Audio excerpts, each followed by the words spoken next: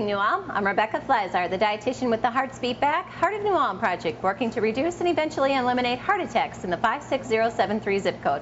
Well, tonight we're going to have a little bit of a Mediterranean flair. Remember, we're always looking to increase those fruits and vegetables, looking for 7 to 9 servings. And you know, what does our family like better than pizza? So tonight we're going to put together a great Mediterranean pizza, and our second recipe tonight will be a spicy Mediterranean pasta.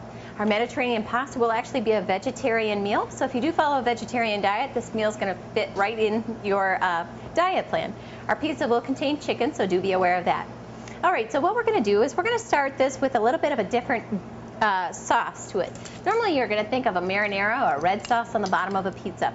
What we're going to try tonight is a pesto sauce.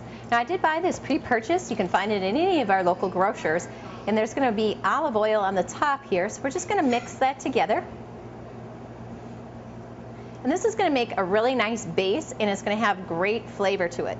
So this is a basil pesto, and that is going to be the defining flavor of this.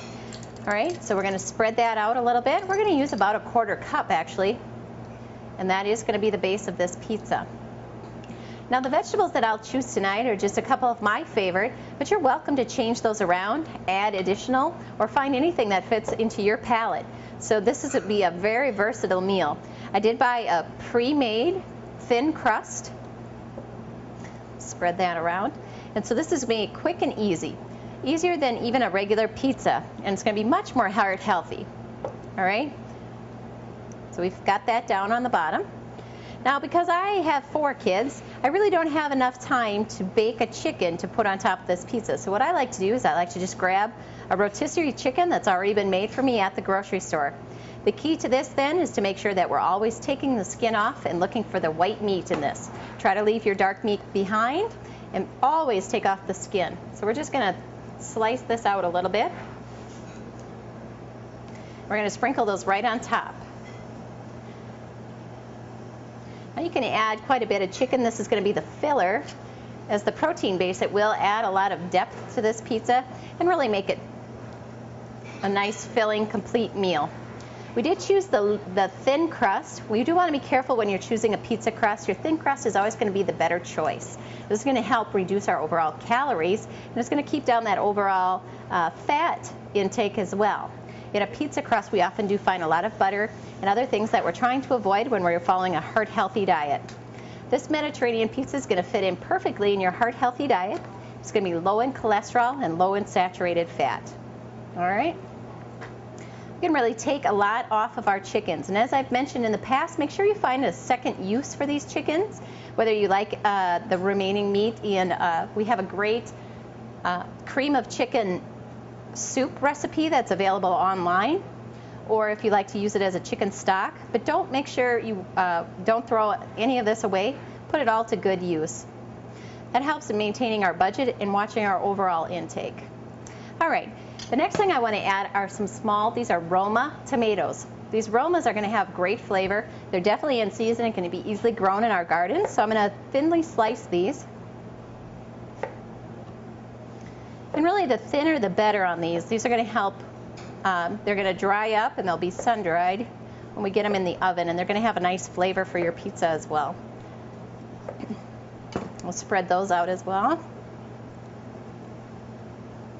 Remember, tomatoes are high in our antioxidants, and they're great for our heart-healthy diet.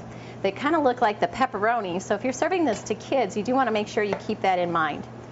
Now, the next trick I'm going to give you when making this for kids is to make sure you cover up the green pesto. That is not going to be something that kids are going to jump for. As long as it's a new food, it's probably going to be something they're going to want to leave behind. So we're going to add plenty of the Romas that look like our pepperoni. All right, and the next thing I want to add is one of my favorite foods, which is the Kalamata olives. Now, you can use regular black olives. The Kalamatas do have a little bit of a different flavor, something that I really enjoy. They are very high in, obviously, in olive oil, so they're good fats and really are going to add a lot of flavor to this pizza. So we'll just add a few of these. You're welcome to add what you'd like into this. I think the recipe calls for about a 1/2 cup. 1/4 cup to 1/2 cup of these sliced olives. We'll just get some on here. All right. Now the last thing we're going to be adding is, of course, our cheese. That's the base of any pizza. We're going to start with a little bit of a feta. We're going to do about 1/4 cup. Feta is going to be a little bit leaner and has a very, very unique flavor. You're going to know when you have feta cheese in your recipe. Another substitution for this, if you can't find feta, would be crumbled goat cheese, or you could use a little bit of blue cheese as well. Now, to cover up the rest of this recipe does allow for some mozzarella cheese, one of our leaner cheeses, and that's where we want to cover up our pesto if you're making this for kids. They're not even going to know that that's your base, and yet that basil pesto will have great flavor, and both kids and adults will definitely enjoy this recipe. All right, got that all covered up. That's about it. That's all it really took. While I put this in the oven, we'll go ahead and reset for our next recipe. All right, our second recipe of the night, we're going to be making a spicy Mediterranean pasta. Like I mentioned earlier, this is going to be a vegetarian meal, so if you are vegetarian, this is going to fit quite well into your diet. So we're going to start with just our basic 2 tablespoons of olive oil, which we use in most of our recipes. Remember, our olive oil is good in unsaturated fats, high in mono and polyunsaturated. Good for bringing up your good cholesterol and down your bad. Something we want to incorporate into our diet and replace those butters and lards if you're using that in any of your cooking. So once we get the bottom of this coated, we're going to go ahead and add a little bit of garlic. Now this recipe actually calls for quite a bit of garlic. We're looking at 4 cloves, so that actually is about 4 tablespoons. I do like to buy my garlic pre-cut, pre-minced. Makes things a lot easier, a lot neater, and garlic does keep for quite a while. So I'm going to add in a fair bit of that in here, and we're going to let that brown and really add a boost of flavor to this. Now I'm a big garlic fan, so I like to throw a little extra in there. Always good for our heart health, so we like to include that as well. Do try to add it into most of the dishes that you're making. If you're a garlic fan, garlic away. All right, let's get that to brown up a little bit. Now this is, again, a nice, easy recipe. All of our ingredients are already prepared and ready to go. We don't have a lot of prep work at all on this one. Give this about a minute to get going. Okay. So what I'm going to do now is I'm adding diced tomatoes. I'm going to go ahead and add the juice and all in here. I did choose one with basil, garlic, and oregano. I'm going to add a lot of good flavor in here. And mix that around a little bit. You know, I do like to use the diced tomatoes quite often. You can find them in so many different flavors and with different seasonings and spices to them. They're very handy, and as long as you're purchasing that low sodium variety, you can really use them a lot of different ways. So you will see that I use those quite often, and I really do enjoy their flavor. The next thing I'm going to add in is our cannellini beans. Now this is going to be a high source of protein, very high in fiber, and yet does not contain any saturated fat, no cholesterol, so you can get that protein in here without worrying about how much cholesterol we're taking in. So a good choice to be adding in. We're going to let those soften just a little bit. Now tonight you're going to see me break one of my own rules. I don't usually like things spicy, but I am going to add some cayenne pepper to this. This is for the sake of my cameramen who like it a little bit spicier and who always get to eat the food after we make it. So I'm going to add that in there as well. So I'll probably just, I have made this before, and I made it with some chili powder, and that was just right for me. So there we go with that, and add that in as well.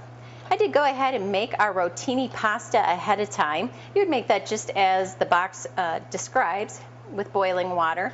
I tried to include a whole grain into this recipe, so my rotini is a whole wheat pasta, and that'll add a nice base to this as well. We're just going to let this heat up a little bit. Now the real flavor additive to this is we're going to use some balsamic vinegar. We just need about 2 tablespoons of that. But this is going to change the flavor, and it's going to complement those tomatoes. So this is basic, and your tomatoes are acidic, so this is going to really add to your flavor. Add that in and let it heat up again. Remember, anytime that we're having beans, we always encourage you to have things like navy beans, black beans, pinto beans. All of those are great sources of protein, very low in cholesterol, very high in fiber. Everything we're looking for in that heart-healthy diet. So try to add those into anything that you're having. Even things like salads really do benefit from beans. Things like edamame, which is an edible soybean, is also a good choice. Definitely going to help keep you full, with the fiber. It's going to add extra flavor and get that protein in there. If you do follow a vegetarian diet, beans really are part of the staple food group for you and need to be used as often as possible. Oftentimes with vegetarians, we see that they don't get quite enough protein, so beans are essential and can really help boost the effectiveness of your vegetarian diet. Okay, now we have this rolling. I'm going to go ahead and add in some of that pasta. Like I said, I had prepared that ahead of time. This is a whole wheat rotini. We could add that in to taste. Again, very high in fiber, so the overall fiber content of this recipe is really quite high. If you are working to get that 25 to 35 grams of fiber, which is our goal on our heart healthy diet, this is a great recipe for that. I'm going to mix that all together, and it's as simple as that. There we have a very tasty, spicy Mediterranean pasta. We're going to bring that over to the counter, and we'll go ahead and pull out our pizza, and we'll be ready to eat our Mediterranean meal. All right, so you can see our completed Mediterranean meal. We have our spicy Mediterranean pasta as well as our Mediterranean pizza. Both of these are going to be nice and filling, high in vegetables, high in fiber, and great in taste. So an easy meal, about 15 to 20 minutes, and here you have it. Let's not ever catch ourselves saying that Mediterranean foods are too hard to make, that healthy food doesn't fit into our meal plan, and that we don't have time to eat the right way. There you go. That's it for this week's episode of What's Cooking, you all. I'll see you next week.